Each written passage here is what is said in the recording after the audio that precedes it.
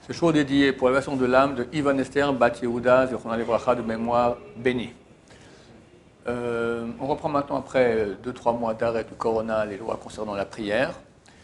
Il y a un interdit dans la Torah qui est extrêmement grave, d'après le Zohar Kadosh, qui s'appelle Vaya Machanecha Kadosh. Ton campement sera saint. Le campement, ça veut dire l'endroit où je suis. L'endroit où je suis, c'est moi et 2 mètres autour.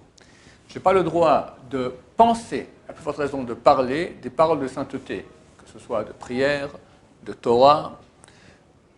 S'il y a dans mes 2 mètres autour de moi un excrément ou de l'urine, ou toutes sortes de choses qui sont mauvaises à cause de putréfaction. Si c'est une chose qui sont mauvaises, sont naturelles, de l'ammoniac ou du soufre, d'accord, ça sont les œufs pourris, d'accord. La majorité des décisionnaires disent qu'il n'y a pas de problème. Il y en a qui sont marmérim là-dessus, mais la majorité dit qu'il n'y a pas de problème. Mais si c'est source de putréfaction c'est la pourriture, c'est la mort, d'accord, c'est les forces du mal.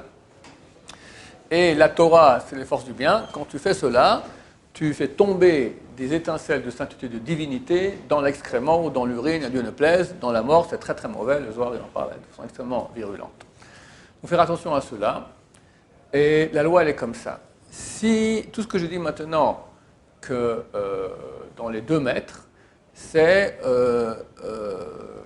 dans les cas où l'odeur de l'excrément s'arrête à l'excrément et pas plus. Si j'ai un excrément, on va dire qu'il est maintenant à 8 mètres de moi. D'accord?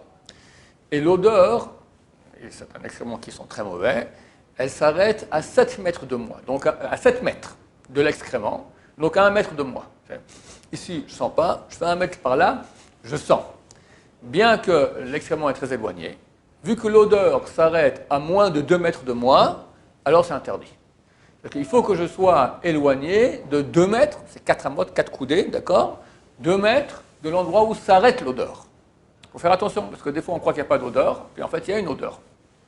Un petit enfant maintenant se balade avec son lange, il a fait les besoins, d'accord, ça c'est des vraies mines, j'appelle ça, d'accord, un petit enfant, il a l'air innocent, tout ça, puis tic, il a fait tout à coup le truc, il n'était pas au courant, toi tu es sur la table de Shabbat, tu parlais des vrais Torah, etc. Et lui, il se balade ici à côté. C'est une vraie mine, parce que tu ne sens pas, mais si tu vas à côté de lui, ça sent.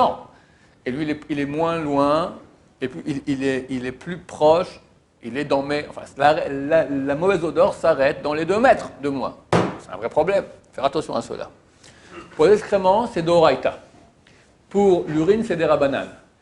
Nafkamina, on a un... Nafkamina, donc, conséquence pratique, on a une loi qui dit « ça fait garbanan les kula ». Quand on a un doute à propos d'une loi des rabbinats, l'intérêt des rabbinats, on peut prendre l'avis qui est laxiste. C'est-à-dire, si maintenant quelqu'un, il va dans la rue et voit maintenant du liquide, est-ce que c'est de l'eau? Est-ce que c'est de l'urine? Il ne sait pas. Dans le doute, il peut continuer à dire des paroles de Torah. Bon, c'est rare que ce soit de l'urine dans la rue. On va dire qu'il va à l'hôpital. Là, c'est beaucoup plus courant. Il y a quelques gouttes par terre. Qu'est-ce que c'est? C'est de l'eau ou c'est de l'urine?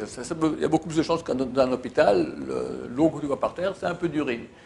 Dans ces cas-là, vu qu'on n'est pas certain, alors on peut continuer à penser à dire des paroles de Torah, vu qu'il y a un doute. Seulement si on est certain que c'est de l'urine, ça ne va pas. Dans le cas d'un doute extrêmement, c'est de l'orata. Donc, dans tous les cas de doute, il faut être beaucoup plus sévère.